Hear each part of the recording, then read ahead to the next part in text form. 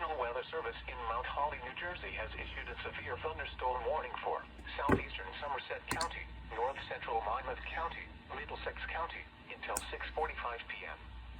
At 6:17 p.m., a severe thunderstorm was located over New Brunswick, moving east at 40 miles per hour. Hazard, 60 miles per hour wind gusts. Source, radar indicated. Impact, damage to roofs, siding, trees, and power lines is possible. Locations impacted include New Brunswick, Perth Amboy, Somerset, Edison, Old Bridge, East Brunswick, South Brunswick, Sayreville, North Brunswick, Carteret, Middlesex, Boundbrook, McCowan, Millstone, Colonia, Brownville, North Brunswick Township, Kendall Park, and Society Hill. This includes the following highways: New Jersey Turnpike between exits 10 and 13. I think the line's firing up again. Interstate 287 in New Jersey between mile markers 0 and 14.